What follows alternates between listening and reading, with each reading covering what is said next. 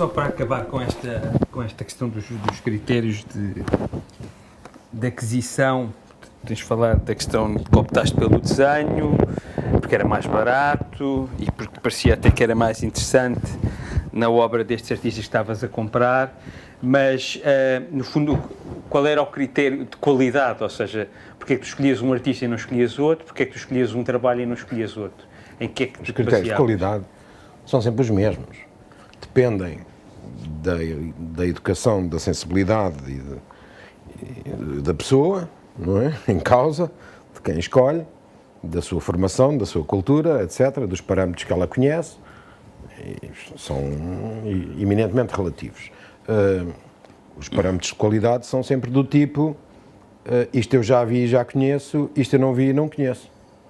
O que não vi e não conheço interessa mais, o que eu não consigo compreender imediatamente, que não foi feito antes, ou que eu penso, ou que eu nunca reparei que tinha sido feito antes, ou que eu não vi que tivesse sido feito antes, é mais interessante, não é? Aquilo que abre e não aquilo que repete o que já foi aberto. São os critérios de qualidade, não há muito a dizer sobre isso, não é? E tu vias nessa altura, isto é final dos anos 80, eu penso, não é? Sim, isto é 86, 87, 88, 89... E tu, nessa altura, vias em Portugal uma grande dinâmica e Não, havia uma grande dinâmica.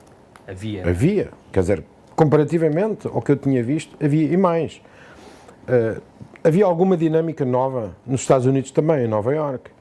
Mas havia em Nova Iorque um sentimento também que não havia cá. Ou, se havia, não dei com ele, porque na verdade passei-me a dar com os mais novos, não é? Em Nova Iorque havia aquele sentimento de... Tinha surgido a nova figuração, o Schnabel, o David Salle, o Ross Bleckner e toda aquela geração dos já então clássicos, não é? Do minimalismo, do pop e não sei o quê, estavam um bocadinho fora de moda, incomodados com aquilo, às vezes, outras vezes não estavam incomodados, mas, quer dizer, isso era nada. Eu lembro-me de ver a primeira exposição que eu vi em Nova Iorque, na Mary Boone, se não me engano, do Ross Bleckner, foi provavelmente um dos choques maiores que eu tive na minha vida. Uma pessoa entrar numa galeria e diz, ups, o que é isto que eu nunca vi? Né? Que raio de coisa é esta? Voltei lá várias vezes, havia vários tipos dessa altura que depois desapareceram um bocadinho e que tiveram uns começos poderosos, o Gary Stefan, havia tipos um bocado fora, Neil Janney, e depois realmente as primeiras coisas de David Salle, pequeninas, simples, telazinhas deste tamanho, para mim eram eu pensava, quer dizer... Mas já que estás a falar do David Salle, tu não achas que alguns artistas portugueses, de certa maneira, nessa altura, repetiam um bocado o que ele estava a fazer? Como quem? Sei lá, o Proença, o Júlio Sarmento... O Júlio Sarmento é outro caso. O Proença, certamente que não acho que ele repetisse. O Proença, no desenho à mão, a tinta da China, cursivo... Não, mas nas pinturas sobre papel que ele faz ainda anteriores a isso, em 83, estavam 84, a fazer pintura 85. selvagem, estavam a fazer pintura se calhar mais parecida com a pintura com os novos selvagens franceses do que outra coisa, ou com a bad painting, ou com... Também havia bad painting, também havia Keith Haring, também havia muitas outras coisas, não é? Não, o David Salle começou de uma maneira muito específica, com umas pinturas magníficas, no sentido das portas que abriam para a pintura. O Julian Schnabel também, não é? Rapidamente endoideceram, não é? Porque eram muito novos e todo o fenómeno de marketing em torno dele, começaram a fazer pinturas com 40 metros sem nexo, não é? Que eram balofas e pomposas e chatas, mas houve ali um período de 2 anos em que aquilo que se via lá era de embasbacar, quer dizer, a primeira e a segunda exposições do Ross Bleckner deixaram-me uma marca que nunca... E eu achei, quando cheguei cá, e os primeiros italianos, não é? As primeiras aparições do Clemente, do Kia, do Enzo Cucchi, estranho. Estavam-se a passar coisas estranhas que não estavam no programa e que certamente a gente não via na Whitney Biennial uns anos antes. E, portanto, de repente havia uma coisa nova. Cheguei cá e havia uma coisa nova. Não era a mesma, mas estava relacionada, não é? Tinha a ver com reabilitação ou tentativas de reabilitação da imagem, da pintura, de elementos surrealistas que tinham sido expulsos pelo formalismo abstrato, não é? Era uma pintura muito heterodoxa, não era uma pintura ideológica, não é? O seu pior era um expressionismo estúpido e talvez uma certa ingenuidade, não é? Mas o seu melhor realmente eram elementos, estava a lançar elementos que permitiam, interessava muito por pintura. Quem é que eram os artistas que mais te interessavam nessa altura? É difícil de dizer isso, porque, por exemplo, eu, quer dizer, muito rapidamente conheci escultores, não é? Se não me engano, já nem sei se foi o primeiro, se foi o José Pedro Croft, se foi o Rui Chaves. Não é? Os dois me interessaram. O Rui Chaves era os dois me perturbaram. super novo na altura, não é? Sim, achei perturbante. Primeiro, eu não percebia muito de escultura e tinha acabado de conseguir, nos Estados Unidos, integrar e perceber a coisa dos objetos minimalistas que eu nunca tinha percebido antes e que não me conformava em não perceber, não é? E tinha acabado de perceber mais ou menos, não é? Na verdade, um dos meus trabalhos para a escola, no fim, foi num seminário sobre os anos 60, foi uma coisa sobre o Judd. E eu achava que estava a começar a entender, não é? Mas o problema é que cada coisa que eu queria entender, eu queria também imediatamente ter uma espécie de uma teoria geral da arte completa, mas não é? já agora Vício de historiador e claro, vício de... Mas isso agora, aproveitando do que estás a dizer, tu estavas a dizer que nessa altura finalmente consegues de certa maneira estocar, não é, no que os minimalistas fizeram nos anos 60, etc. E o que é que tu viste, no fundo, já agora também me interessa a mim.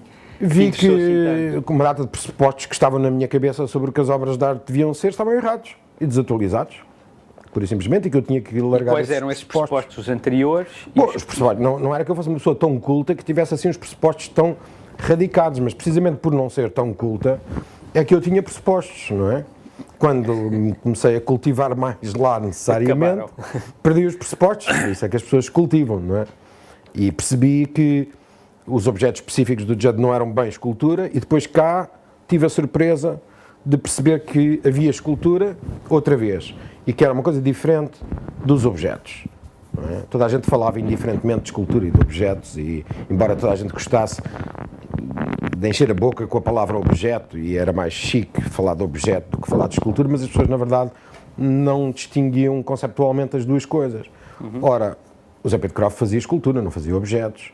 O Rui Chaves fazia escultura, não fazia objetos, e era estranho, já não se fazia escultura há muito tempo, escultura nesse sentido tradicional. As primeiras coisas que eu vi, eram trabalhos provavelmente juvenis, e eu via problemas neles, não é? Eu lembro-me de conhecer o Rui, provavelmente com 19 anos, na Escola de Belas Artes, porque ele me pediu para lá ir, ou alguém me pediu para eu lá ir, e ele tinha uns bonecos talhados em calcário, pintados a vermelho, e eu achei aquilo um disparate sem pés nem cabeça, não é? Evidentemente não era um disparate, era trabalho juvenil e escolar, mas não era disparate nenhum, era o princípio daquela coisa gótica, romântica, maluca dele, que não era particularmente a minha coisa, não é? Mas rapidamente percebi, logo a seguir, numa instalação que ele fez, ali num espaço que, se não me engano, a Renascença ali tinha na Rua Aivas, não é? Ele fez aquela coisa chamada Pássaro Ferido ou Pássaro Isto, uma instalação muito grande com plástico e tal, que eu achei uma coisa absolutamente espetacular. Achei que era do domínio da escultura, embora fosse uma instalação. Comecei a fazer distinções mais... E achei que havia aqui matéria genuína e substancial para fazer essas distinções. Na verdade, talvez o que eu quisesse era perceber. Não queria mais nada, e se calhar hoje ainda é a mesma coisa, não é? Mas o que é certo é que só se pode perceber havendo matéria substancial e genuína para perceber, senão percebe-se categorias, mas não se entende, não é propriamente, ao nível sensível e ao nível intelectual ao mesmo tempo, o que é que não se sabe fazer distinções, não se aprende a fazer distinções mais finas, não é?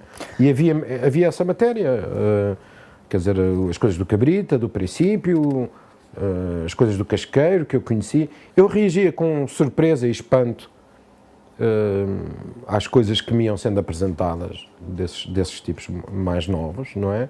E sempre com uma curiosidade que ficava logo colado, não é? Estou agora dando um salto para a frente. É que essa altura eu não a vivi, já era vivo, mas não a vivi no meio das artes plásticas. Parece-me a mim que nessa altura havia uma liberdade para uma pessoa como tu, que eras um comissário, uma pessoa que colecionava para uma coleção, etc. Um interessado, no fundo, que havia uma liberdade que hoje em dia parece não haver para uma pessoa de certa maneira, com as tuas características, mas hoje com menos 20 ou 30 anos do que tu. Uma liberdade para quê? Porque parece-me que o sistema está demasiadamente hoje em dia formatado e que permite com muita dificuldade, que as pessoas possam ter mesmo uma opinião, possam fazer coisas. Eu não tenho a certeza de perceber muito bem o que é que estás a dizer. Não penso que havia uma liberdade muito grande, quer dizer, eu fazia o que eu queria. Não é? Então, isso é e o que eu queria não agradava a muita gente, como de resto sempre foi mais ou menos uma característica. Não agradava, quer dizer, era desde o primeiro segundo que me tornei logo impopular, não é?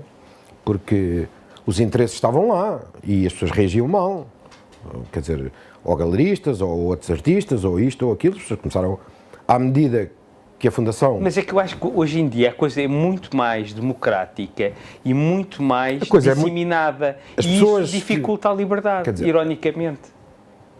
Porque assim, hoje em dia tem-se... Se calhar o que estás a dizer é que hoje em dia há menos material interessante. Não, o que eu estou a dizer é que tu na altura... Não, é que eu diria isso, que hoje em dia há menos material interessante. Isso seria a segunda parte, isso era o seguimento... Não, mas é que uma coisa é a função de outra. Exatamente, mas isso, por isso é que eu diria que isso era eu acho pronto, a conversa depois poderia estarei a ficar velho, não estarei a ficar velho. Hoje em dia há menos coisas interessantes, com a mesma dinâmica, que façam o mesmo tipo, onde a ruptura com posições anteriores... embora complexa e embora possa ser uma falsa ruptura, porque é sempre a mistura, embora isto, embora aquilo, há menos disso, há menos energia, há menos, não é? Há menos energia. Porquê? Porque, entretanto, o mercado se organizou claro, e há mercado. Há mercado, há muito mais, quer dizer, o mercado era uma palavra. Nos anos 80, as pessoas só falavam do mercado, e as galerias e isto e dos colecionadores. Mas era uma palavra, era ridículo, claro, comparado com o que é agora. Mas eu estava a querer, era sobre isso que eu estava a querer falar, exatamente. Portanto, em certo sentido, quer dizer, mas havia, as pessoas achavam que havia, quer dizer, eu desrespeitava muitas normas que as pessoas não gostavam. Por exemplo, eu comprava fora das galerias. Eu tinha ao contrário do que possam dizer, a Fundação e eu tinha uma norma que era, eu preferia comprar nas galerias. Nós estávamos lá para ajudar os agentes também, não é? Não era só os artistas. Era ajudando os agentes, ajudava-se, teoricamente ajudava-se os artistas, não é? O que acontece é que as galerias não me mostravam o que eu queria. Queriam-me impingir coisas e não mostravam o que eu queria. E o que eu queria, basicamente, era ver tudo e formar uma opinião. E, portanto, acabava por comprar muitas coisas nos ateliês porque simplesmente estavam lá as coisas que eu queria, que eu me interessava realmente, não é? E depois também eu interessava-me um contacto não mediado com os artistas para poder discutir e falar e que me mostrassem já o bom e o mau e um bocadinho o que eu faço na escola. Claro. Quer dizer, ver, julgar, não queria cá o produto já embrulhado, não é? Mas ia às galerias, via o que eles tinham, via os estoques de uma maneira muito sistemática e... Quer dizer, não sei se hoje em dia, se calhar, eu já não estou a colecionar, não é? Há imensos artistas com ateliês cheios de coisas interessantíssimas.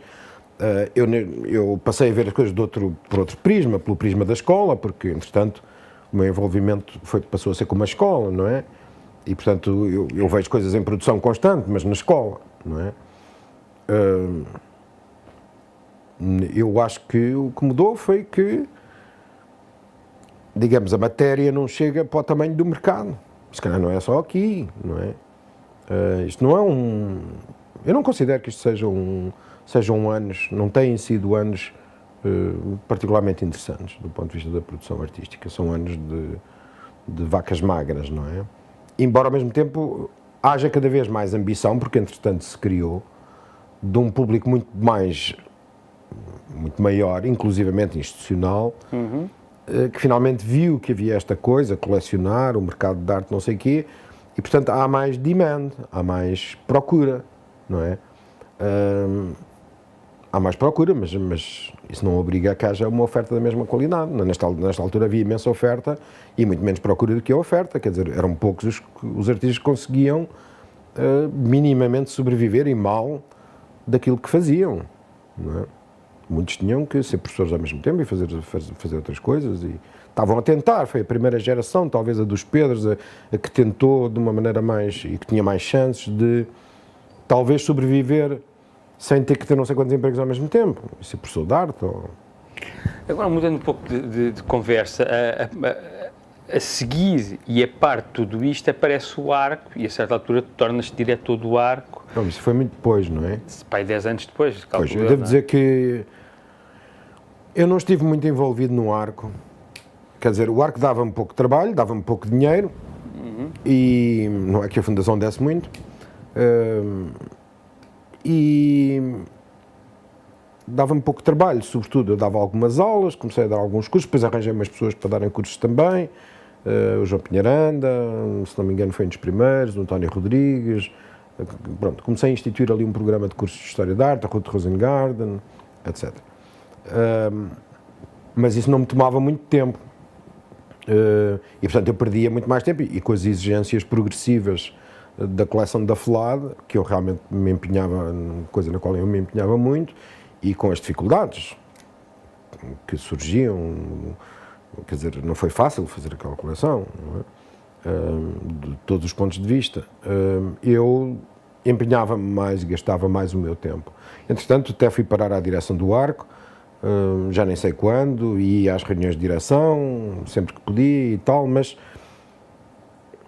não havia já uma vontade nessa altura de fazer qualquer coisa? O que no Arco? Sim. Havia uma vontade desde o princípio, havia ali uma geração nova no Arco, eu e o Rui éramos, digamos, propriamente os novos, não é? Havia vontade de fazer mudanças pedagógicas, mas isso é uma história mais complicada, posso contá-la também, quer dizer, é uma história quase interna da instituição. A instituição deu um salto muito grande, mas deu um salto em 10 anos. Esses 10 anos foram 10 anos em que, lembro-me, nas reuniões eu dizia isto está mal, isto está mal, isto está mal, isto está mal, e devia ser assim, tinha sempre muitas opiniões, não é? E o Costa Cabral ouvia, mas não queria dizer que as coisas que eu dizia que estavam mal, que ele tivesse maneira de as mudar, não é? Claro. Como eu também, hoje em dia, não sei muito bem porque é que não há maneira de mudar instantaneamente coisas que uma pessoa quer mudar, não é? Dinheiro. Claro. Dinheiro sempre foi o problema do Arco, não é? Mas eu interessava-me pelo projeto do Arco, sobretudo pelo lado de meter lá as teóricas, não é? Eu não tinha grande convivência com os departamentos práticos, não, e na verdade, digamos que, quer dizer, até eu vir a ser diretor, subitamente diretor da escola, não é? O meu envolvimento era mais ao nível da direção, de discutir na direção, de participar nas discussões e nas decisões da direção, muitas delas administrativas e com pouco interesse para mim, que estava um bocado, enfim, não era eu que mandava, não é? Mas a certa altura apeteceu-te mandar no Arco e transformar o Arco? Não, eu não me apeteceu nada mandar no Arco, isso convém que fique bem expresso. Então, subitamente, o Manuel Costa Cabral decide ir-se embora. Para a Gulbenkian logo, ele sabia para a Gulbenkian, estava farto daquilo, compreendo, não é, inteiramente, e era preciso eleger um novo diretor, e vieram-me sondar e perguntar se eu queria ser o novo diretor, e eu disse que não, instantaneamente. E eu disse, não, o novo diretor deve ser uma pessoa desses da casa, estão lá desde o princípio, o Rui, o Manuel Silveira Ramos, as pessoas... Bom, e não quiseram. Esses não quiseram, aparentemente ninguém queria, e depois o Manuel manteve-se um pouco, foi um verão, já não me lembro qual, o Manuel manteve-se um pouco em contacto comigo e disse-me, bom, então, quem é que tu dirias de fora? Podemos chamar uma pessoa de fora e tal. Eu dei 3 ou 4 nomes, começaram a chamar pessoas de fora e tal. E depois, nessa altura,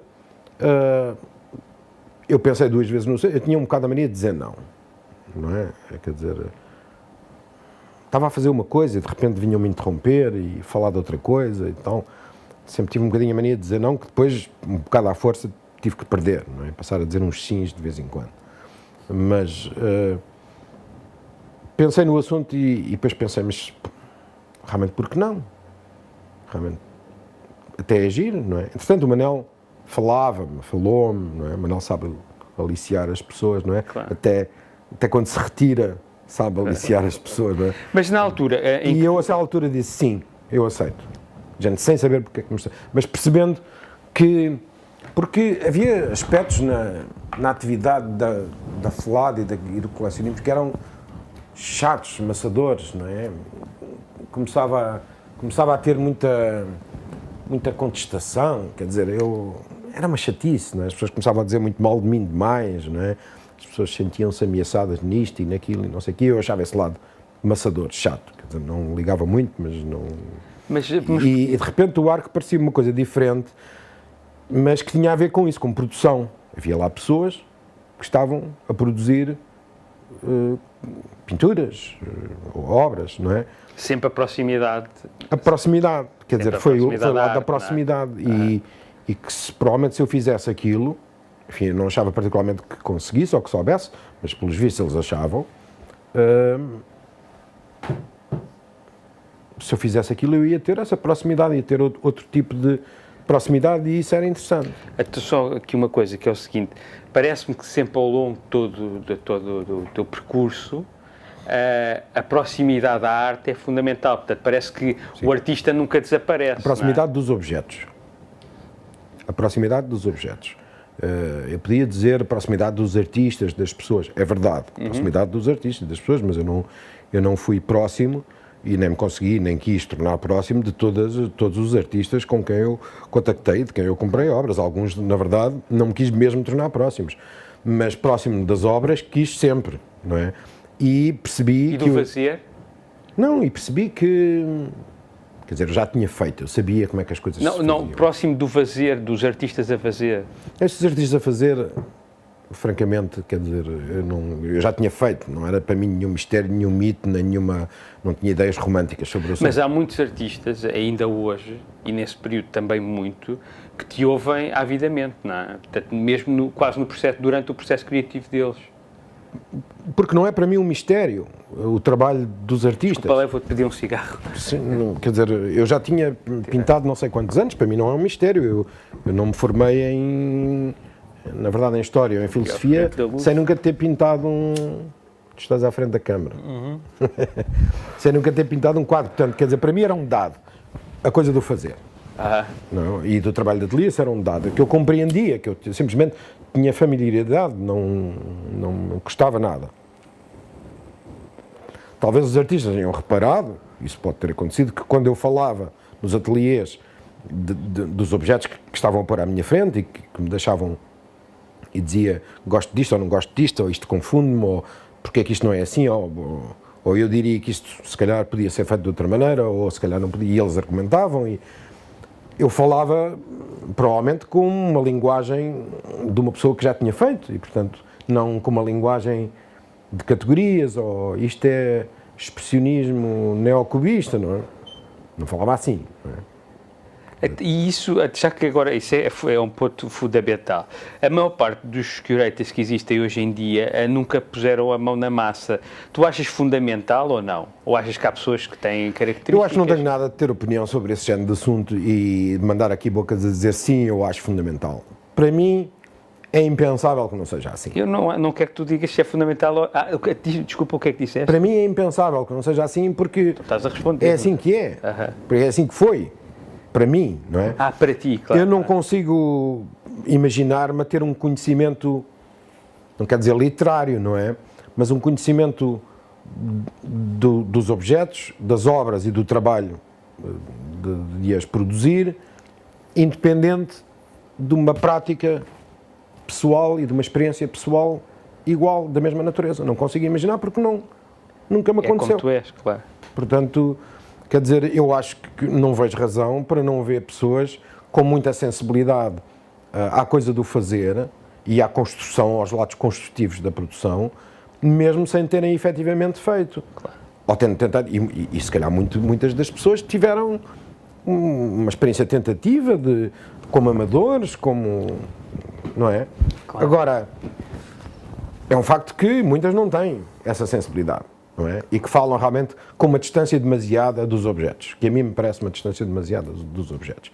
E eu interessava-me e interessa-me falar dos objetos com uma proximidade relativamente à sua produção, e não me interessa, não me reconheço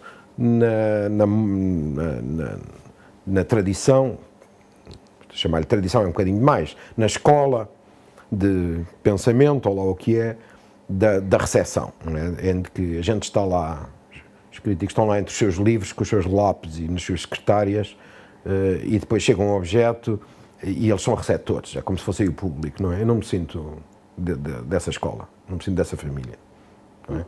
Eu sinto-me da família que pensa nas obras do ponto de vista daquilo que foi necessário, daquilo que são as condições necessárias a produzi-las. Não é? E penso na história assim também. Não é? Na história assim também. Sim, não penso na história como um acumulamento, uma acumulação de factos que já se passaram. Não, penso na história como uma coisa que tem uma produção. Quer dizer, e o pensamento da história, ele próprio tem uma produção. Pensar sobre a história é uma produção, é um trabalho de produção. Eu não me considero um historiador, naturalmente, no sentido que eu acho que não pratico história, não é? Portanto, não... E voltando ao arco, estávamos, portanto, mesmo no princípio da tua chegada ao arco, tu aceitas, não é? E quando te vês com o arco nas mãos, tens logo uma série... Porque o arco, nessa altura, é preciso dizer que estava numa altura super interessante. É nessa altura que já estavam uma série de artistas no arco, já tinham começado a escola lá, que se tornam artistas que são decisivos depois, hoje em dia. Não é? Que são artistas que estão à volta dos 40 sim, anos, é possível entre os 35 e os 45 anos. Eu já não me lembro se eles já lá não estavam, se não estavam. Alguns acho que sim, pelo menos. A minha opinião é que o que foi decisivo no arco foi uma remodelação pedagógica, na qual, naturalmente, eu tive um papel importante e outras pessoas tiveram um papel importante, porque as pessoas a criam também. O Rui Sanches teve um papel muito importante aí e, na verdade, quer dizer, era com as pessoas dessa geração que eu era nelas que eu encontrava mais eco, dizendo... Durante uns tempos eu tentei gerir a casa, conhecer a tradição, perceber o que é que se estava ali a fazer, não é? Chegar-me perto, claro. Não é? Depois eu percebi que...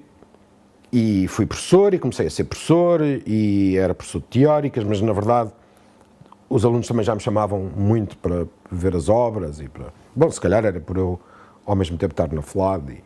Bom, isso não sei dizer. Bom, o que é certo é que, a certa altura, foi bem claro. Para mim, tornou-se claro que isto era uma... Nós tínhamos pensado, já desde há muito tempo, que nós dizíamos isto não está bem, mas não percebíamos exatamente o que é que não estava bem, não percebíamos que já de modificações se podiam fazer ou queríamos fazer exatamente ao nível dos programas. Pelo menos para mim não era muito claro. E quando percebi que os artistas que eu acompanhava e que eu achava que tinham muito talento e que eram muito bons, e saíam da escola e não se conseguiam impor, e desapareciam, não se conseguiam impor, como os artistas das belas artes se conseguiam impor. E eu não pretendia, Deus me livre, que quando eu entrei no arco, o arco produzia para o mercado os artistas interessantes. Não produzia. E não produzia em praticamente nenhum dos domínios das artes plásticas. Em nenhum. Quem produzia era a Escola de Belas Artes, a Escola de Belas Artes do Porto, e eu achava sempre mais interessantes os outros. Não é? Depois percebi que o que se passava é que eles estavam lá há 3 anos. O programa estava mal. Quer dizer, e nós fizemos a experiência, falámos muito disso, discutimos muito isso e fizemos a experiência de ir aumentando, tentar aumentar, e passámos... E dar mais parte teórica. E dar mais parte teórica, e pôr a parte teórica distribuída de uma outra maneira, e se ela era obrigatória, se ela não era obrigatória, se ela vinha logo no princípio ou não vinha no princípio, como é que se configuravam, digamos, esses anos e essa escada de formação, e efetivamente quando nós, ao fim de uns anos, nós termos permitido que o programa normal do arco, por exemplo, nas artes plásticas, mas noutras áreas, tivesse um aluno lá dentro durante 5, 6 anos, os nossos artistas passaram a aparecer no mercado. E não só passaram a aparecer, como eu diria, monopolizaram o mercado durante durante uns tempos. Durante 10 anos eu acho que monopolizam o mercado. Exato. Hoje de manhã estava-me a pensar a quantidade de artistas que hoje em dia são super conhecidos. Não monopolizaram o mercado, evidentemente. Monopolizaram aquele mercado das galerias chamadas de primeira linha, pois pode-se discutir estes conceitos, não é? Monopolizaram a atenção crítica dos principais semanários e coisas que interessavam, e dos principais agentes culturais, e provavelmente dos principais colecionadores, e pronto, se calhar também. E achas que isso acontece porquê? Pela mudança no Arco? Eu acho que isso acontece porque as pessoas passaram a estar 6 anos na escola em vez de 3, com grande facilidade, 5, 6 anos com grande facilidade em vez de 3, e às vezes menos do que 3. E esses 3 eram anos que tinham uma tradição ainda muito técnica, muito virada para o craft, não é? Não havia, quer dizer, não se punham questões, na verdade. Não se questionava os trabalhos. Não, até entrar a história da arte lá, não é? Os estudos teóricos, por assim dizer, não é? Na verdade, então, o Manuel era tudo prático. O António Cerveira Pinto, és tu que pões todas essas pessoas a trabalhar no Arco? Não. António Cerveira Pinto não fui eu. A maior parte das pessoas, de resto, eu não expunha propriamente a trabalhar no Arco. Vinham por todos os meios. Mas isso não entra. Mas eras tu que depois formulavas o que é que querias que eles ensinassem? Eu provavelmente já tinha mais ou menos formulado, eu e outros. Nós fomos, aos poucos, na direção, apontando como é que a coisa funcionava, não é? E depois as pessoas, precisamos de uma pessoa para isto. E depois alguém dizia, há uma pessoa. É esta pessoa, experimentava-se essa pessoa. A pessoa gostava, não gostava, fazia bem, não fazia bem, quer dizer... E nós íamos vendo os resultados, quer dizer, o Arco tem esta coisa muito de... Pensa, experimenta, faz, vê os resultados, muda... Tem quer dizer, é uma das coisas... Flexibilidade. Tem uma flexibilidade absolutamente brutal que evidentemente que uma escola de belas artes não tem, não é? Não pode ter, não é? Primeiro porque não somos obrigados a programas, podemos alterar os programas e os conteúdos, não é? Podemos inventar os programas literalmente, podemos pensar... Isso obriga-nos a pensar em termos de conteúdos, o que um professor normal de uma escola normalmente não faz, não é? Tem lá uma ideia que é a ideia que tem dos conteúdos e depois tem sempre a mesma. Porque os conteúdos também estão lá no livro, não é? Mais ou menos. Não é? Os melhores não são assim, mas a maior parte vai por isso. Depois o Arco tem outra característica, que é muito importante, que é preciso não esquecer, que é a sua desgraça e a sua sorte, não é? É que como é uma escola independente, como não é uma escola oficial, e não tem direito a dar diplomas oficiais, dá os seus diplomas próprios, não apanha aquela percentagem absolutamente brutal que as academias apanham das pessoas que não fazem mais, que não vão ser artistas e já se sabe que não vão ser artistas, querem ser professores de comunicação visual ou de secundário ou de uma coisa qualquer. O Arco não tem tendência a ter esse público. Não é? E como é que tu vês, portanto, claramente, durante, não sei, 10 anos, o Arco fabrica, com a ajuda dos artistas, uma geração quase de artistas, não é? Que hoje em dia são muito conhecidos, etc. Desde há alguns anos para cá, isso não tem acontecido tanto. Como é que tu vês isso? Apareceu competição, não é? Apareceram outras escolas, não existiam. Apareceram as Caldas. Apareceram outras escolas também em setores, isso é importante, não é? Quer dizer, na joalharia, na fotografia, apareceram licenciaturas, não é? Começou... quer dizer, isso é preciso uma explicação muito complexa, não é? Porque de repente, nos últimos 10 anos, tudo se baralhou. Quer dizer, é preciso não esquecer que houve aqui um boom no tempo do cavaquismo, não é? Houve um boom absoluto de abrir licenciaturas, abrir mestrados, abrir escolas, descentralizar, pronto, não é? E depois houve a situação em que estamos hoje em dia, que é de repente uma falta de número de pessoas, abissal. Quer dizer, a situação absolutamente contrária, não é? Toda aquela gente, nos anos 80, a bater às portas com os números clausos nas universidades, a querer entrar e fazer cursos superiores, hoje em dia não há gente. Não há gente para a universidade, não há gente para nós, não há gente para ninguém. Pois eu sei. Pronto. E os cursos já tinham sido criados, não é? a falta de massa crítica já se anda a sentir há muito tempo, não é? O problema curiosamente podia-se dizer assim, parece que o problema de não dar diploma no Arco deveria ter desaparecido, digamos, das pessoas, mas não desapareceu.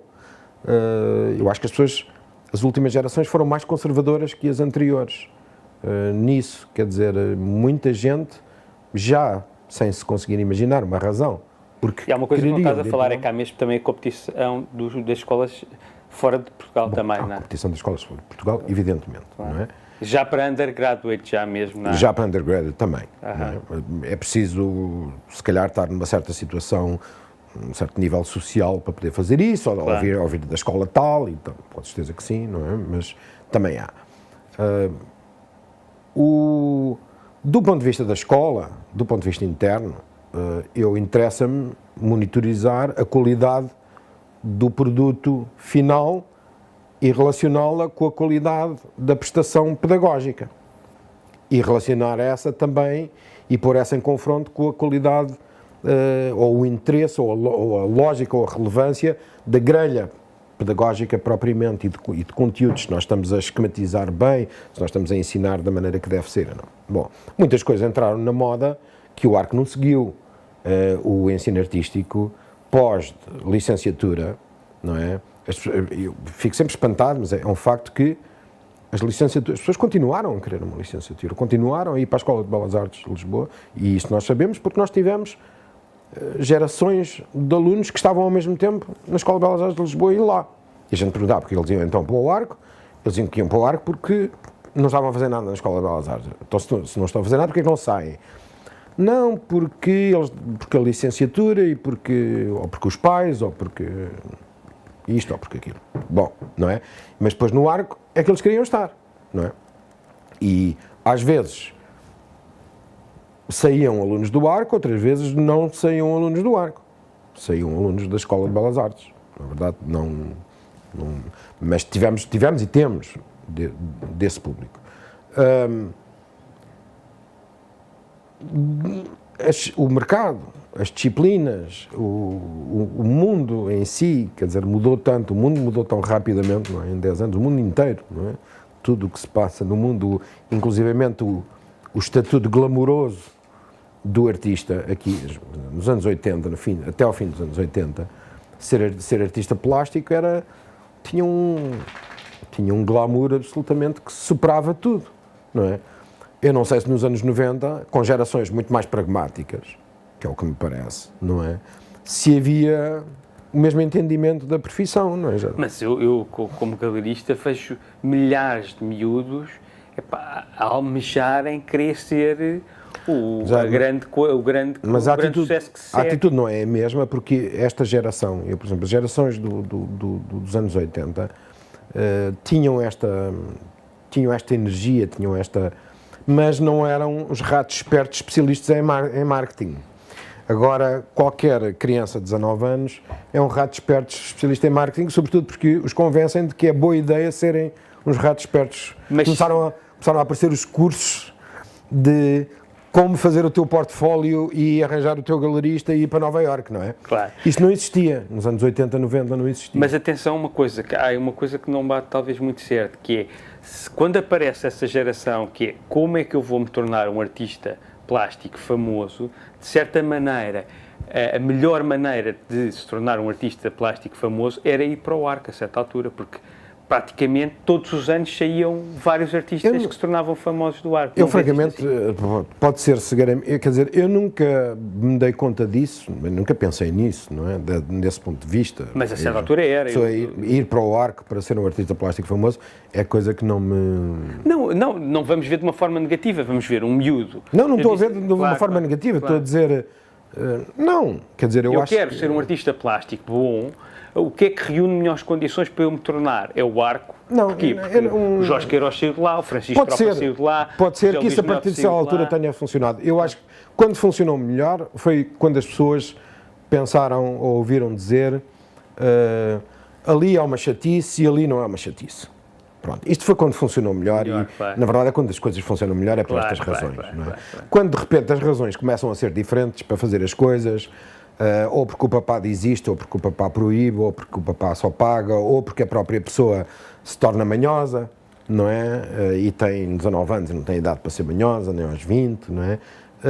As razões já não são tão boas. Eu acho que essa resposta é fundamental e é mesmo muito bem vista, porque realmente eu conheci muito bem a geração do Francisco Tropa, mesmo quando eles estavam lá, do Jorge Queiroz, do António Pop, e aquilo havia uma liberdade em termos de, todos queriam ser famosos, se calhar, todos queriam ser bons artistas, mas não estavam muito preocupados com isso. Particularmente. Não, exatamente. Eu acho que a primeira coisa que queriam era fazer e divertir-se.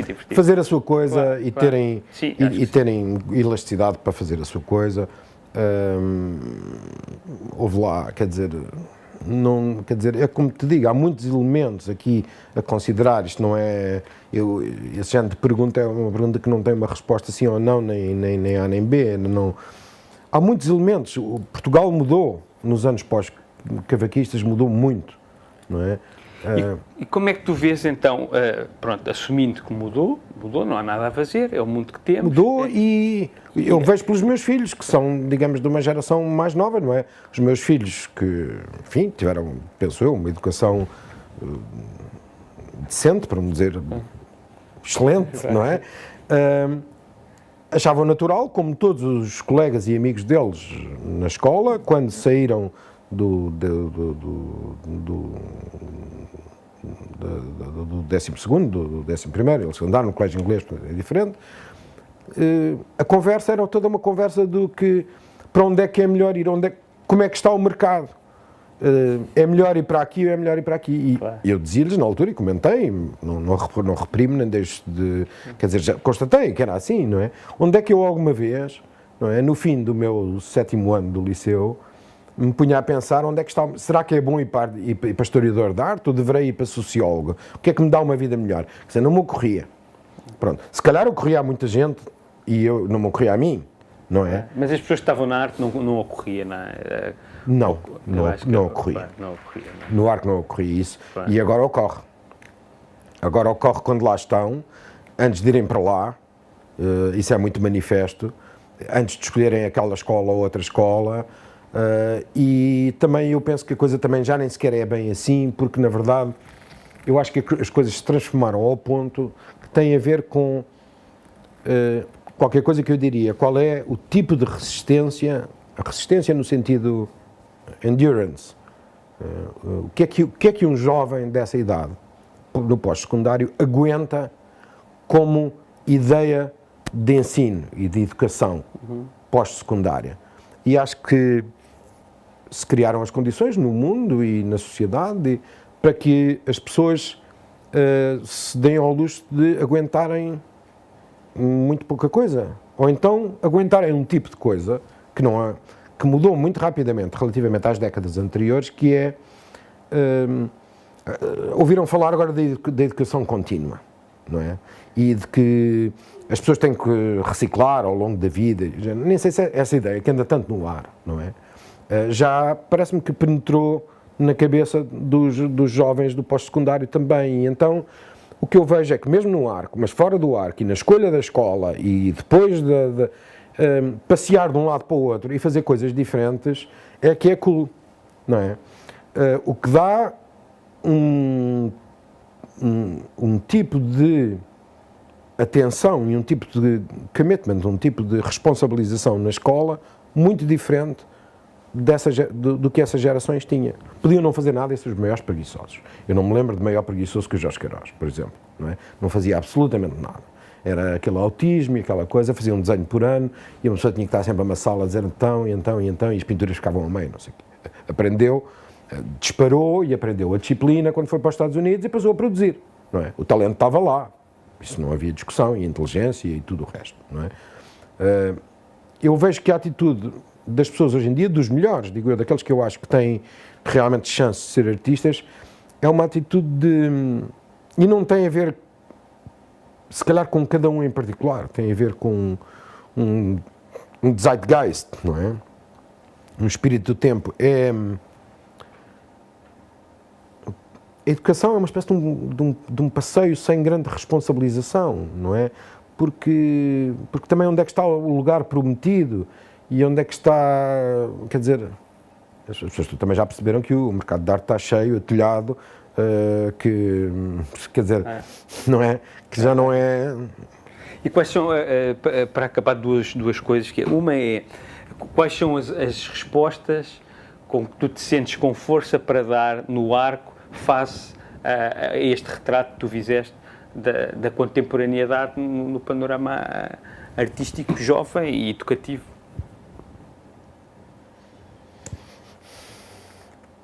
Não é uma resposta fácil. Não é uma resposta fácil e eu tenho uma posição, eu que tenho uma responsabilidade letiva no arco, passei a ter, a essa altura, não há muito tempo, ou seja, tomei conta como coordenador e como professor, como professor principal, digamos, do que se chama o curso avançado de artes plásticas. Portanto, na verdade, corresponde ao quarto e ao quinto ano e às vezes ao sexto ano das pessoas que já fizeram 3 anos noutros departamentos, teoricamente os de artes plásticas, muitas vezes noutros, joalharia, vêm de outros lados, não é? Portanto, eu tenho os alunos finais que saem como artistas plásticos, ou que tenderiam a sair como artistas plásticos, eu tenho os alunos finais. Clientela que tem mudado imensíssimo nos últimos anos, de tudo, de idade, de idades, de tipos, está muito mudada. E decresceu em número, violentamente. Não é? Portanto, a situação é difícil. O que é que eu tentei fazer com o curso avançado de artes plásticas? Pôr dentro da educação, dentro da experiência escolar, aos artistas praticantes no estúdio, que estão no estúdio, que têm que praticar em primeiro lugar, que é a regra do arco, que tem que estar com a mão na massa e acabou-se, isso aqui é o... não é? E que tem que produzir coisas para a gente ver e avaliar e conversar, não é? Pôr-lhes a questão da responsabilidade do produtor, não é? Sou muito criticado pela maneira como faço, que é tida como muito selvagem, tenho muitos detratores e tenho muitas, sei que tenho alguns abertamente, não é? E sei que faço de uma maneira muito particular, não é? Que tenho que ponho grande ênfase em coisas que outras pessoas não põem grande ênfase e não ponho nenhum ênfase em coisas que as outras pessoas põem imenso ênfase. Por exemplo, eu não ponho nenhum ênfase, por exemplo, naquela coisa do bora aí prepararem-se para irem para o mercado, não é? Bora aí saber fazer um portfólio. Às vezes já me irrita da inépcia e já começo a achar que devia-se, se calhar, ver uns workshops técnicos para os tipos conseguirem alinhar 2 imagens decentes e que se possam ver num CD, não é? Mas daí a virar aquilo, quer dizer, eu acho que há uma manha inocente, há uma manha nas pessoas, não é? Que essa manha é inocente, ou seja, essa manha está propagada na ideologia, no tecido ideológico social e, portanto, não é uma manha daquele, não é? Está lá, é uma manha que está na sociedade, e está piora, não é? nos últimos anos, não é?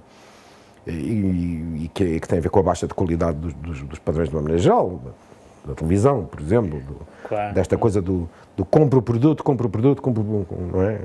Bom, eu falo disso nas minhas aulas, eu tenho um curso que não tem um programa certo, eu não lhes falo... Tu agora disseste uma coisa que não dás ênfase, uma coisa que dás ênfase.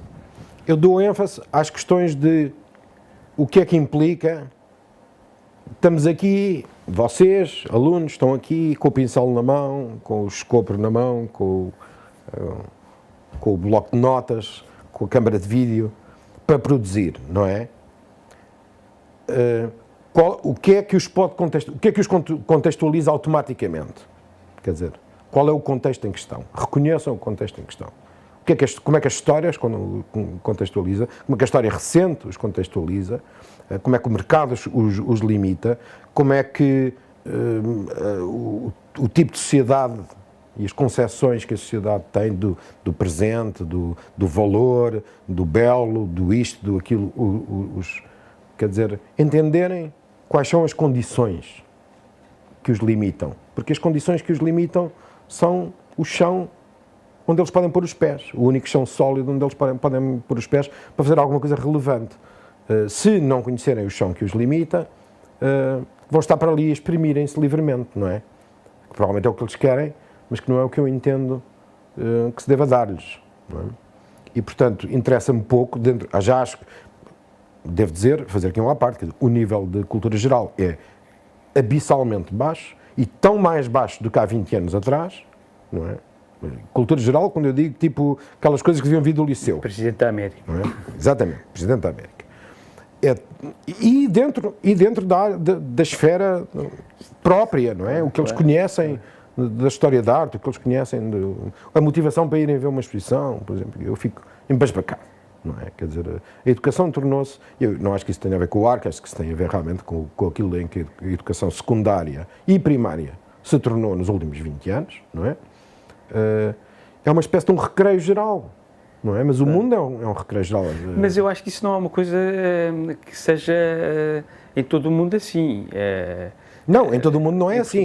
Em todo o mundo há a ideia de que isto a vida é um recreio geral, não é? Isto é o apogeu do capitalismo consumista, não é? Mas depois há uns sítios onde dizem assim, não, mas aqui não. Claro. Não é? Claro. Mesmo em Inglaterra, as notas estão sempre a subir, de ano para ano, os alunos são cada vez melhores, ao contrário de Portugal. O problema é que uma pessoa não pode, com metade dos alunos que tinha há 10 anos atrás e sem dinheiro, dizer, atenção, você aqui não entra se não quiser isto e isto e aquilo. A gente não diz isso, claro, senão não temos ninguém, claro. Não é? Porque não se pode dizer uma coisa que não está na moda, que não é...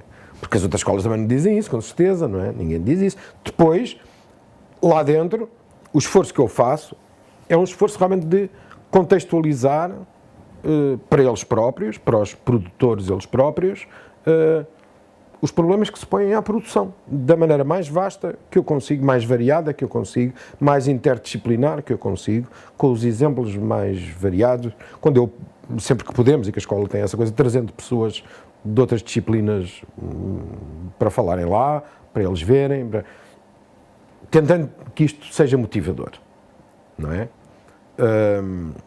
Não sabemos se é motivador, às vezes parece... Só uma parte aqui, que é o seguinte, tu achas que hoje em dia consegues catalisar um menor número desse tipo de pessoas interessantes que estão a fazer arte, etc., para irem falar ao arte do que conseguias há 10 anos atrás? Não, eu consigo um maior número. Consegues um maior número? Consigo, eu cada vez consigo um maior número, o ARC cada vez consegue mais coisas na sociedade civil at large, não é? Há pessoas que dizem o contrário disso, não é?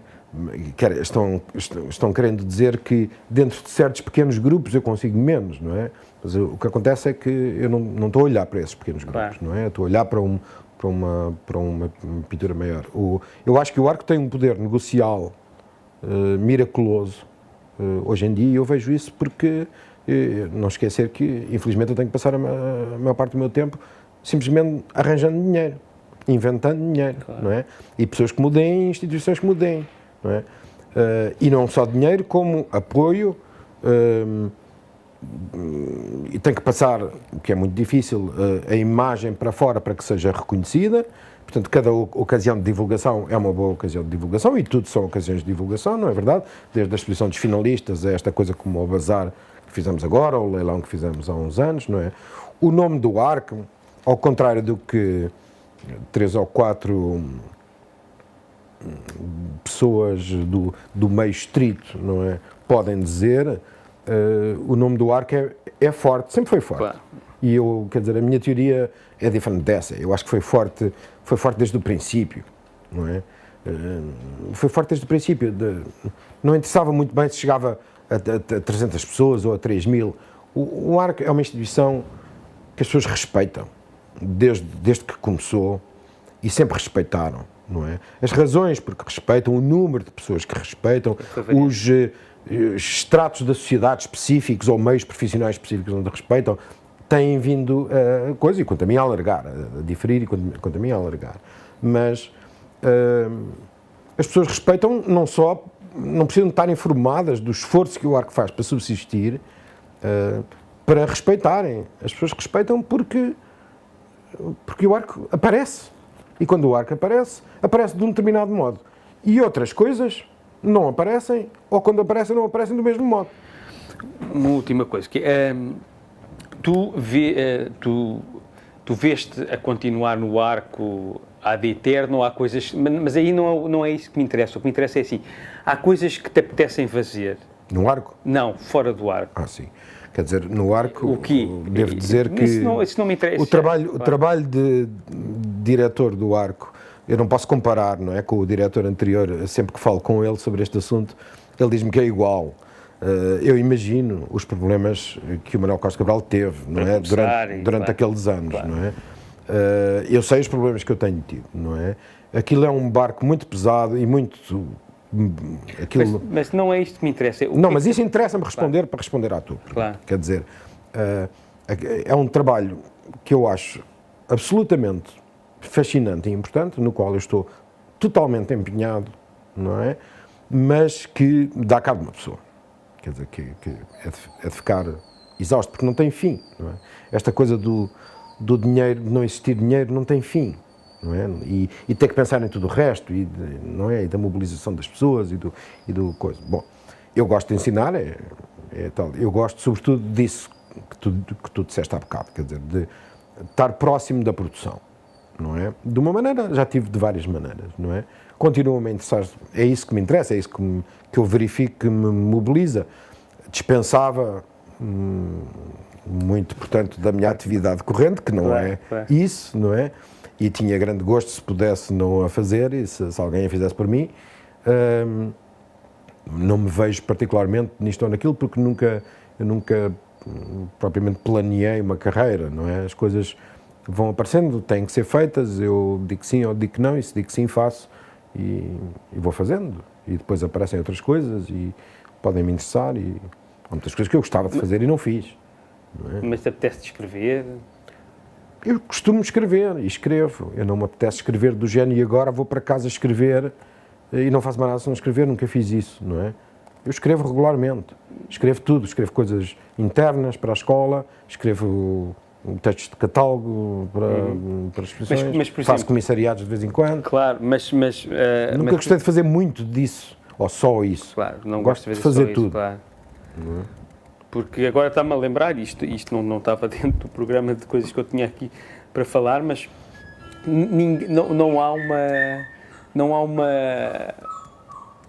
nunca ninguém escreveu nada de uma forma sistemática sobre o que se passou nos últimos 30 anos nas artes plásticas em Portugal. Isso era uma coisa que te interessava? Não. Não? Não. Gostas mais de coisas pontuais e relacionadas com o trabalho? Interessava-me fazer sob esta forma que estamos a fazer. Eu não gosto da história. A história para mim sou um historiador, mas não gosto da história no sentido de fazer disso a minha única ocupação, não é? Eu acho que a história é um ótimo platô, como dizia uma pessoa que eu conhecia, de onde olhar tudo o resto.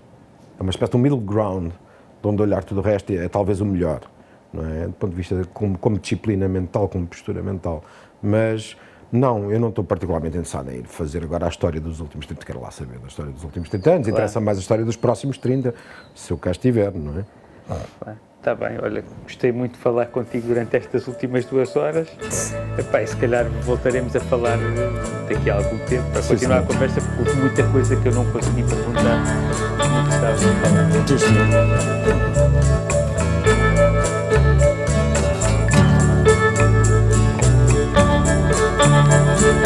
I've been drifting along in the same stale shoes, loose ends tying a noose in the back of my mind. If you thought